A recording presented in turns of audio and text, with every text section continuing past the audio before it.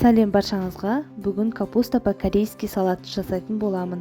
Видеоны соңына дейін қарап, каналыма тіркеліңіздер.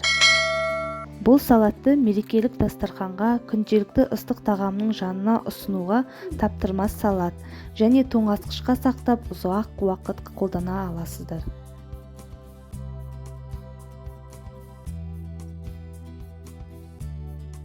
Ең алдымен бір качан капустаның орталарын алып тастап, ірі көлемде 4 бұрыш қылдырып тураймыз.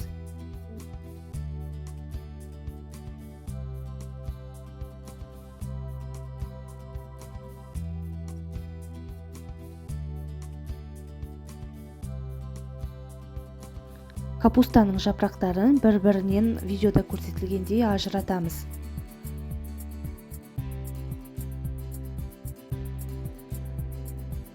Мен бұл салатта капуста мен морковтың суын шығарып қыспаймын, себебі осы күйінде капуста сочный болып қалады.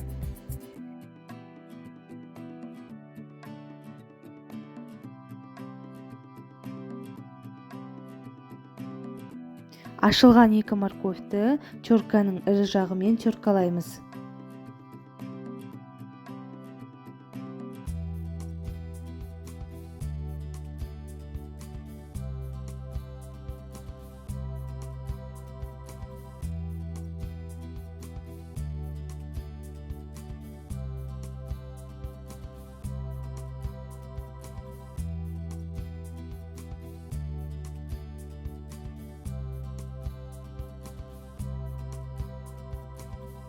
Қыспай, жай ғана араластырып аламыз.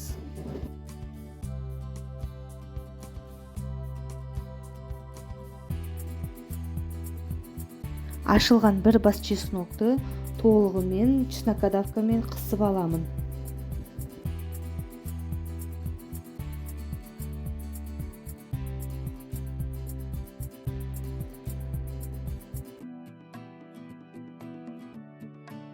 Келесіде дәмдеуіштерін қосамыз. Дәмдеуіштердің сапасы тікелей дәміне әсер етеді. Мен базардан өлшеп сатып аламын. 1,5 ас қасық тұз, 2 ас қасық қант, 1 шай қасық қара бұрыш.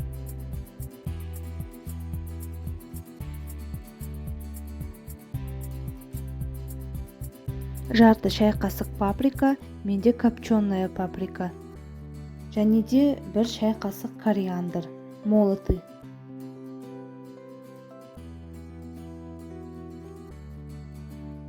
Бір шай қасық қызыл бұрыш қосамыз. Бәрін бір жерге бір-бірінің үстіне салу керек, себебі майымызды құйғанда реакцияға түсуі қажет. 1 стақан сұйық майды табаға құйып, қатты қыздырамыз.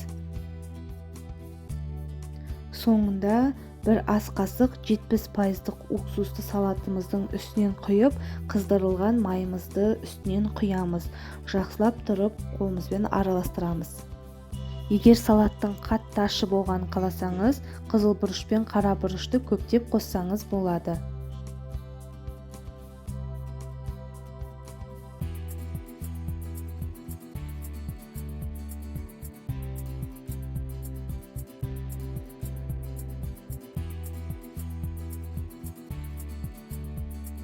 Мен салатты сіңдіріп бір түнге тоңазытқышқа қойып қоямын.